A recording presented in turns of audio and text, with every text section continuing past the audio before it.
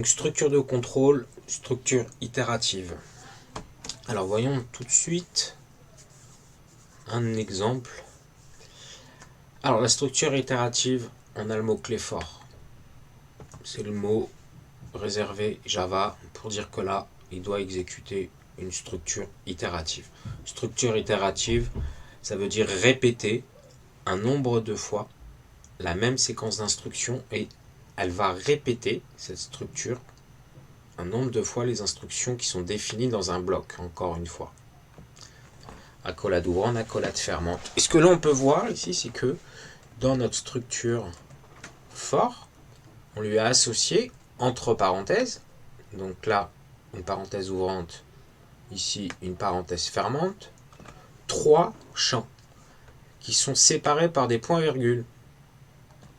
Donc là et là. Ces 3 champs-là. Les 3 champs, le premier, c'est déclaration et initialisation. En fait, notre structure itérative utilise ce qu'on appelle une variable de contrôle d'itération, qui est caractérisée par une valeur initiale. Sa valeur finale sans pas de variation. C'est-à-dire que ici, on va déclarer une variable entière i et on l'initialise à 0. Ce champ-là, le premier champ, donc int i est égal à 0 dans notre cas, elle est exécutée, cette instruction-là, une seule fois, avant d'entrer dans la boucle. Ça nous permet d'initialiser la boucle. On a un deuxième champ. Là, c'est une condition. On teste si i est inférieur à 10. Tant que la condition est vraie, on exécute le code. C'est-à-dire que tant que la condition est vraie, on itère. C'est-à-dire on exécute le bloc d'instruction. Encore une fois. Et un troisième champ, qui lui est ici défini le pas de variation, qui est une incrémentation. I plus i, comme vous voyez, c'est exactement la même chose que i est égal à i plus 1. Est exécuté après chaque itération. À chaque fois qu'on a exécuté le bloc d'instruction, à la fin de cette exécution, on exécute le troisième champ, c'est-à-dire ici plus i, qui équivaut à i est égal à i plus 1. C'est une itération, on va exécuter un nombre de fois le bloc d'instruction. Alors cette structure, contrairement à celle qu'on va voir après, qui est une boucle conditionnelle, ici la structure itérative, on l'utilise quand le nombre de répétitions est connu avant d'exécuter cette structure. Ici, en fin de compte, on va l'exécuter. Regardons ce que ça fait dans un exemple. Alors, on va retirer ça. Donc, for, int i est égal à 0, notre variable d'itération. On va dire que i est inférieur, notre condition i inférieure à 10. Et on va itérer i est égal à i plus 1. On a les 3 champs ici. Donc, ce champ-là va être exécuté une fois avant de rentrer dans la boucle. On initialise la structure. I inférieur à 10, c'est notre condition. Cette condition-là va être testée avant d'exécuter le bloc d'instruction. Et notre troisième champ, i est égal à i plus 1, qui est un champ qui va être... Cette instruction est exécutée à la fin de chaque itération. Si par exemple ici, on affiche i est égal plus i, par exemple. Quand on va arriver sur la boucle, donc on va mettre même ici début et fin.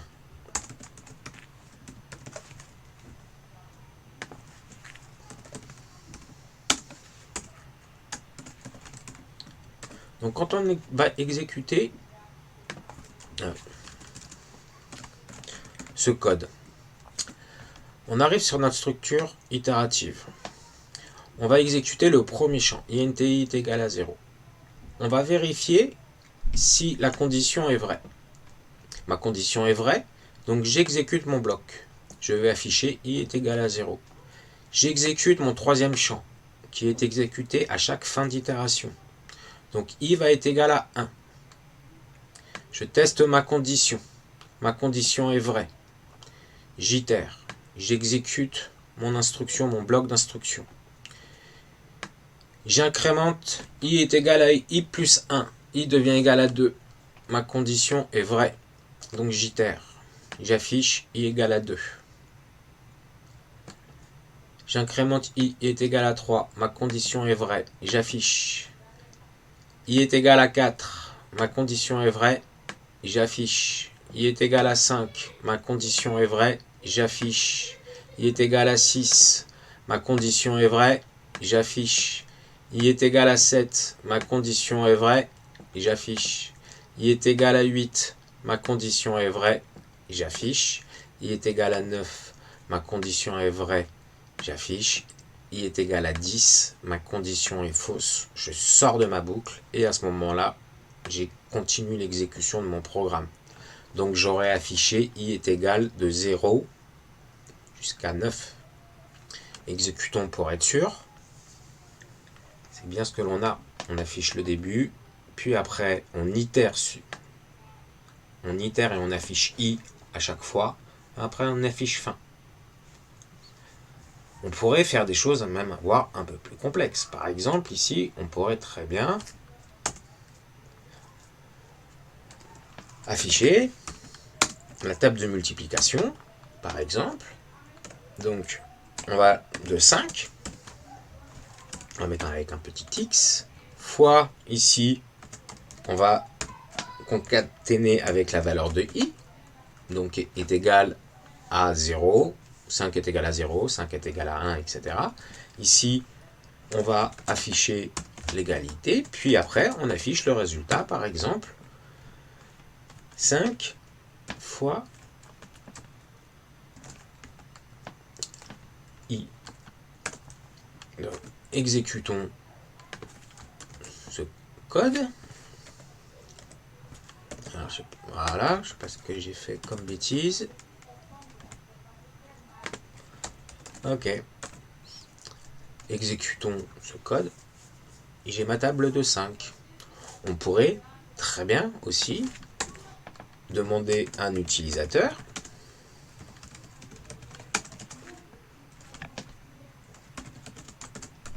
alors je vais écrire le code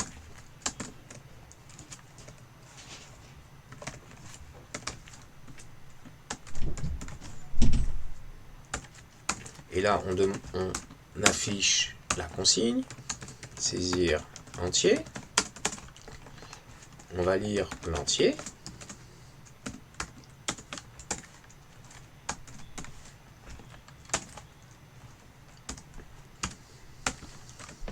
Et maintenant, on va afficher, puis la table de 5, mais la table de l'entier qui aura été saisie par l'utilisateur.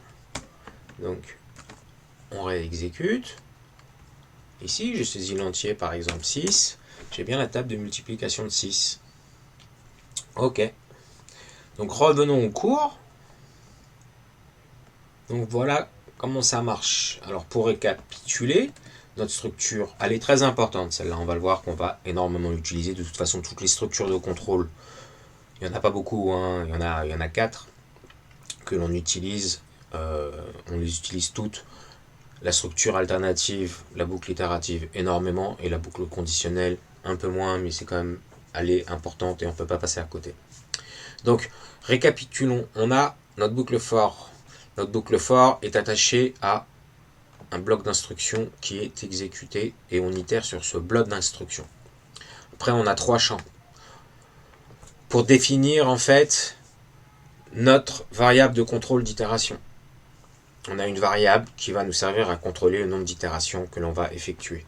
Ici, le premier champ, on a 3 champs définis dans notre structure de contrôle. Le premier champ nous permet d'initialiser notre variable de contrôle d'itération. Le deuxième est la condition. Tant que la condition est vraie, on teste la condition avant l'itération sur le bloc. Si la condition est vraie, on itère. Et à la fin de chaque itération, on exécute le troisième champ, qui est ici une incrémentation. On utilise cette boucle for quand on connaît le nombre de répétitions, quand on arrive à notre structure itérative. Ok, donc là c'est le corps. Donc la syntaxe, déclaration, initialisation pour le premier champ, condition, tant que la condition est vraie, dans ce cas-là on itère, et après on a notre troisième champ qui est exécuté à chaque fin d'itération. Donc là, on a pu voir que pour l'étape de multiplication, on pouvait les faire assez facilement. Par exemple, ici, dans notre boucle for, on a i qui va être initialisé à 1. Le test i est inférieur ou égal à 10. Et on incrémente i, donc i est égal à i plus 1, c'est équivalent. On incrémente i à chaque itération. Donc i va varier de 1 jusqu'à 10, compris. Donc pour 1, on va afficher 5 multiplié par 1 vaut 5. Quand i va être incrémenté, la condition est vraie. Donc i est égal à 2. 5 multiplié par 2 vaut 10. Et ainsi de suite. D'accord ? Et donc comme ça, on peut assez facilement afficher notre table de multiplication. Et i ici varie de 1 à 10 compris. Alors, qu'affiche-t-on quand on exécute le programme ici? On peut voir qu'on a une boucle for où i est initialisé à 0. Ma condition i inférieure à 5. Et à chaque itération, on aura i est égal à i plus 1. Donc i va prendre comme valeur 0, 1, 2, 3, 4. D'accord? Donc allons-y. On initialise i à 0, donc on exécute le bloc d'instruction correspondant, puisque ma condition est vraie. I 0 est bien inférieur à 5, donc je l'exécute. J'affiche donc 0. Système out println de i qui vaut 0. Alors, voilà. 0. Est-ce que i modulo 2, 0 modulo 2 est égal à 0? Oui, donc j'affiche P. Ok. Donc on a exécuté ici notre structure alternative. Donc on affiche espace maintenant. Espace. Et on itère. I est égal à i plus 1. Donc i devient égal à 1. Ma condition est vraie. On exécute. On affiche 1. Est-ce que 1 modulo 2 est égal à 0? Non. Donc on n'exécute pas le bloc d'instruction correspondant.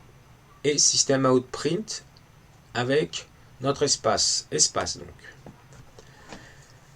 On itère, on exécute notre troisième champ, i est égal à i plus 1, i est égal à 2, ma condition est vraie. Donc on itère, on exécute le bloc d'instruction, on affiche 2. Est-ce que 2 modulo 2 est égal à 0? Oui. 2 divisé par 2 est égal à 1, il reste 0, donc le reste de la division est bien 0. Donc on affiche P. Et après, espace. On incrémente i est égal à 3, ma condition est vraie, donc on exécute le bloc d'instruction, on affiche i, qui cette fois-ci vaut 3. Est-ce que 3 modulo 2 est égal à 0? Non. Donc on n'exécute pas le bloc d'instruction, puis on ajoute à notre chaîne de caractères, ici, espace. On incrémente i est égal à 4, ma condition est vraie, j'exécute le bloc d'instruction, j'affiche 4. Si 4 modulo 2 est égal à 0 est vrai, on exécute le bloc d'instruction. 4 modulo 2 est bien égal à 0. 4 divisé par 2 est égal à 2, il reste 0. Donc on affiche P. Et après, on vient d'exécuter le bloc d'instruction, on affiche espace.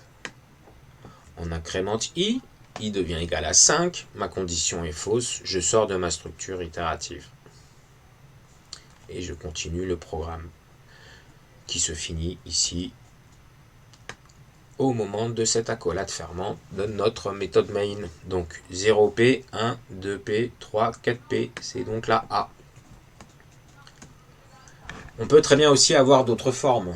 par exemple ici, for int i est égal à 0, i inférieur à 10, i est égal à i plus 2. Okay. Donc i va prendre 0, ma condition est vraie, j'incrémente, i va prendre 2, va prendre 4, va prendre 6, va prendre 8 comme valeur. Et quand on va incrémenter i de 2, il vaudra 10. Dans ce cas-là, ma condition est fausse. On ne va pas itérer pour cette valeur.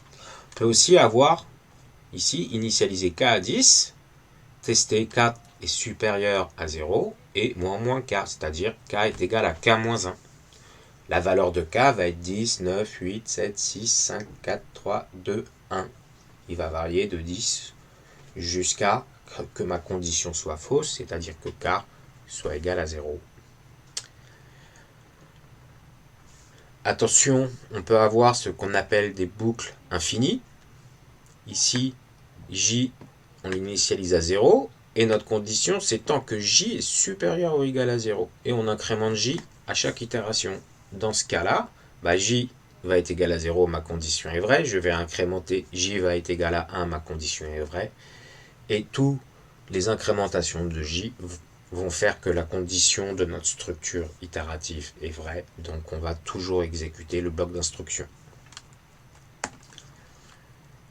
Alors on fait souvent des erreurs classiques. Par exemple là on se trompe sur la condition. Comme on a vu tout à l'heure, c'est le même principe que la boucle infinie. On va voir i qui va être à 1, puis à 0, à 1, 2, 3, ma condition sera toujours vraie.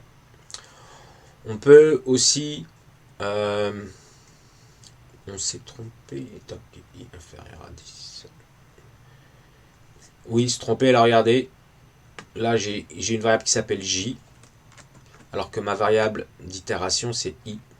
Donc là, si i ne varie pas, je vais toujours exécuter mon bloc d'instruction. Attention, comme la structure itérative alternative, ici on n'a pas de point virgule, sinon on va itérer sur rien du tout. Donc là, on va pas, par exemple ici, on va pas itérer sur l'instruction bonjour. On va itérer sur rien du tout, puis on va exécuter le programme qui suit, c'est-à-dire afficher bonjour. Attention aux accolades aussi, d'accord? Donc c'est pour ça que je vous conseille de toujours mettre des accolades, même si vous avez une seule instruction dans votre structure itérative. Alors, avant de passer aux boucles imbriquées, ici on va faire un autre petit exemple, c'est-à-dire que là, on a la moyenne de 4 notes qui sont saisies au clavier. D'accord? Entrez la note numéro 1, on la lit, on lit un réel, et on incrémente somme. Et on fait ça 4 fois. Pour la note numéro 2, la numéro 3, la numéro 4. Puis après, la somme est divisée par 4 pour calculer la moyenne. Le souci que l'on a ici, c'est qu'on peut faire beaucoup plus simple. On a une répétition de pratiquement la même séquence de code à quelque chose près, c'est-à-dire que ici, on aura pu entrer le numéro de note 1, mais numéro de note quelque chose, très fortement notre variable d'itération, de contrôle d'itération. À chaque itération, donc on va afficher, entrer la note numéro, la valeur de notre variable d'itération. Ici, on va lire la note qui aura été saisie et ajouter la note dans notre variable somme. Et comme ça, en sortant de la boucle, on n'aura plus qu'à diviser la variable somme par 4. C'est ce qui se passe, c'est ce qu'on fait là. Hein. C'est-à-dire que là, on a i qui varie de 0 à 4 compris. D'accord? Donc i va prendre comme valeur successivement 1, 2, 3, 4. Et donc à chaque itération, on affiche la consigne, entrer la note numéro, le numéro qui va bien, et on lit la note à partir du clavier et on l'ajoute dans la somme. Et après, pour calculer la moyenne, en sortie de boucle, nous n'aurions plus qu'à diviser notre variable somme par 4. Comment modifier le code pour laisser l'utilisateur choisir le nombre de notes? Ici, on a mis une constante 4. On peut très bien lire un entier au clavier et dire que i doit être inférieur ou égal au nombre qui aura été saisi au clavier. Si je saisis 6 au clavier, d'accord, et que là je mets à la place de 4 ma variable, dans ce cas-là, il va être va être inférieur ou égal à la valeur de la variable. Donc ça, c'est assez simple. Alors les boucles imbriquées, on va le voir. Bon, on va le voir maintenant, tiens. Donc reprenons notre exemple. Ici, voilà. On a notre table de 5. Très bien. Ou notre table qui est l'entrée au clavier. C'est-à-dire que là, j'écris la table de multiplication de n. Mais si par exemple, je faisais varier n de 1 à 10. Imagine, donc ça, le code là que vous voyez surligné, c'est le code qui m'affiche et calcule la table de multiplication d'un entier que j'ai lu au clavier. Imaginons que cet entier, à la place qu'il soit lu au clavier, je le fais varier à chaque exécution de 1. n va être incrémenté de 1. Et tant que n est inférieur à 10, ou égal à 10, dans ce cas-là, j'exécute ce code avec la nouvelle valeur de n. Alors je recommence. Là, vous voyez que ce qui est surligné correspond au calcul et l'affichage de la table de multiplication de n. On imagine que ce code, ce que je veux, c'est afficher les 10 tables de multiplication, 1 à 10. Pour ce faire, il faudrait que j'exécute ce bloc d'instruction avec une variable qui, à chaque itération sur ce bloc d'instruction, varie de 1 à 10. Ben, je connais puisque c'est la boucle for. Donc il faudrait que j'exécute ici. Donc ça, c'est le corps de ma boucle for avec une variable. On a dit for, une variable, je vais l'appeler n, est égale à de 1 à 10. On a dit, donc je vais l'initialiser à 1. I inférieur ou égal à 10. Okay, et I est égal à I plus 1. Et ça, je dois exécuter ce bloc. Alors, c'est pas I, pardon, c'est N. N est égal à N plus 1, ce n'est plus I. Voilà. N est égal à N plus 1, c'est-à-dire que là, N va varier de 1 à 10 compris. À chaque itération, je vais exécuter ce code. Et ce code, que fait-il? Bah, il affiche la table de multiplication pour la valeur de N. Donc, exécutons. Alors là, j'ai un petit problème. Tac, tac, tac. Ah oui, point virgule. Non, c'est pas le point virgule. Qu'est-ce qu'il me veut? N. Ah oui. Donc là, je lis plus N au clavier. J'exécute ce code. Regardons ce que ça donne en sortie. Ah, là, j'ai ma table de multiplication de 9. Ici, ma table de multiplication de 10. Et toutes mes tables de multiplication. Maintenant, je peux améliorer un petit peu l'affichage. Ici. OK. Je vais afficher table de multiplication de, et ici de n. Alors, c'est pas au bon endroit. Voilà. De n. OK. Et là, ce que l'on va faire, on va, avant d'afficher la table de multiplication, on va à la ligne. Donc, en fait, on lui passe rien. Et là, vu qu'il n'affiche aucune chaîne de caractères, il va juste exécuter le retour à la ligne.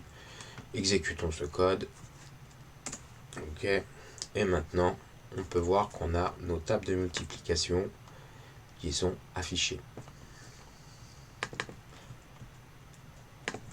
Donc ça, on appelle ça en fin de compte des boucles imbriquées. C'est-à-dire que vous avez ici une boucle dans une boucle. D'accord? C'est tout. et on appelle ça des boucles imbriquées. Là, vous avez l'explication pas à pas. D'accord? Et c'est ce que l'on vient de faire. Ok. Donc, finissons ici par le quiz. Que s'affiche-t-il quand on exécute ces séquences d'instructions? Alors, prenons la première. I est égal à 0, I inférieur à 3, I++. Donc, à la première itération, I est égal à 0. Je vais noter 0 ici. J est égal à 0, J inférieur à 4, J++.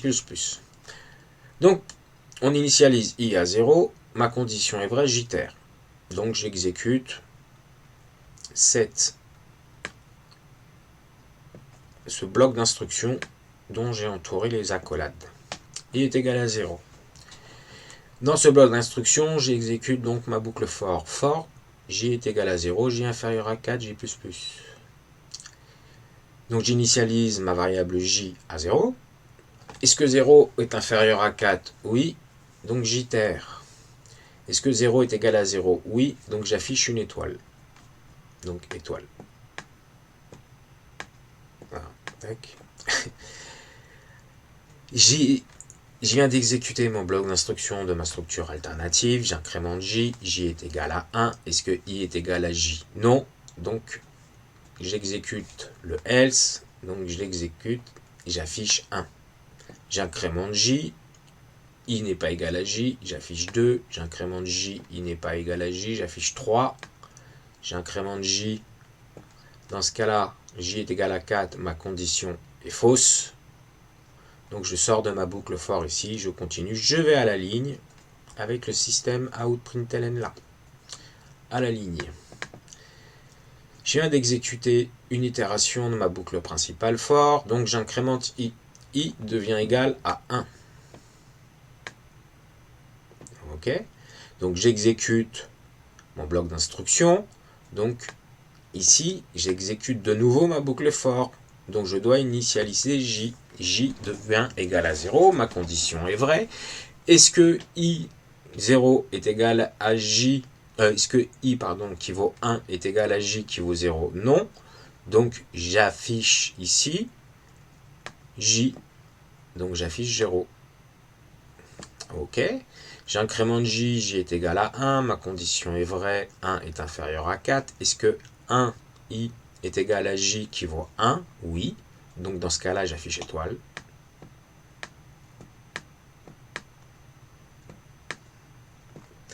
J'incrémente J, J qui est égal à 2, ma condition est vraie. Est-ce que I égale J? Non, donc j'affiche J, donc 2. J'incrémente J, J est égal à 3, ma condition est vraie. I par contre n'est pas égal à J, donc j'affiche 3. J'incrémente J, J est égal à 4, la condition de ma boucle imbriquée est fausse. Donc je sors de la boucle. Je sors de cette boucle-là, donc je vais à la ligne après. Je vais à la ligne, j'incrémente I de ma boucle principale, I est égal à 2, ma condition est vraie, 2 est bien inférieur à 3, donc je l'exécute mon bloc d'instruction. Une nouvelle fois, la boucle for, donc j'initialise ma variable J à 0, ma condition est vraie, est-ce que J qui est égal à 0 est égal à I qui est égal à 2? Non, donc j'affiche J, j'incrémente J, I est égal à 1, ma condition est vraie, 1 est inférieur à 4. Est-ce que I est égal à J, c'est-à-dire 1 est égal à 2? Non. J est égal à 1, I est égal à 2. Donc j'affiche J, c'est-à-dire 1.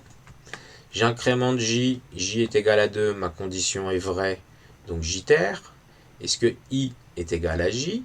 I est égal à 2, J est égal à 2, donc oui, donc étoile. J'incrémente J, J est égal à 3, ma condition est vraie, 3 est inférieur à 4. Par contre, est-ce que I est égal à J? I est égal à 2, J est égal à 3, non. Donc j'exécute ma clause else, donc j'affiche J qui est 3. J'incrémente J, J est égal à 4, ma condition est fausse, Donc je sors de ma boucle et maintenant j'exécute ici l'instruction system.out.println. Je vais à la ligne.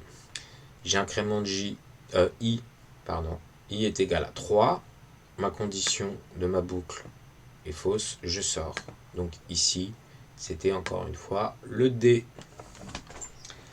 Finissons par ce petit programme, ce deuxième point là.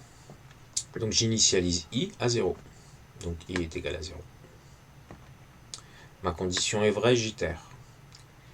J'initialise j à 0, la boucle interne. Est-ce que j est inférieur à i? Est-ce que 0 est inférieur à 0 qui est la valeur de i? Non. Donc qu'est-ce que je fais? Je vais à la ligne. Et j'exécute mon système out.println. Donc j'étais ici, je saute une ligne. Ok? J'étais ici, voilà. J'incrémente j. J maintenant est égal à 1.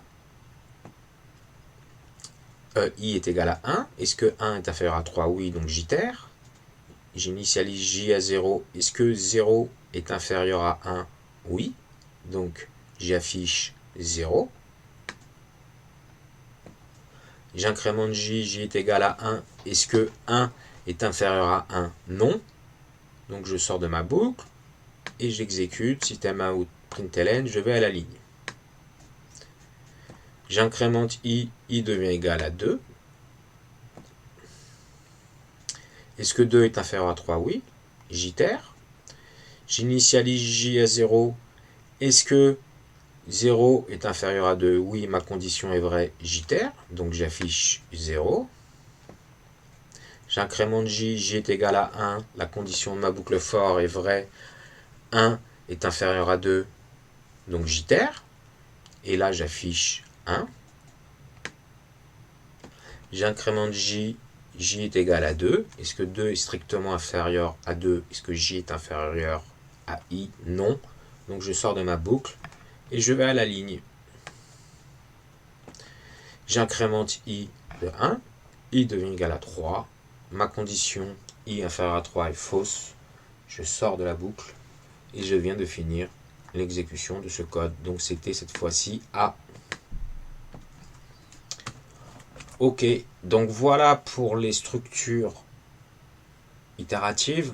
Très important, exercez-vous sur cette partie-là. Si vous n'avez pas fait d'algorithmie avant, vous aurez assez d'exercices, je pense, pour intégrer ces notions de structure de contrôle quand vous aurez fini les différentes séquences d'exercices spécifiques à cette partie du cours. Sinon, n'hésitez pas à me demander des exercices supplémentaires.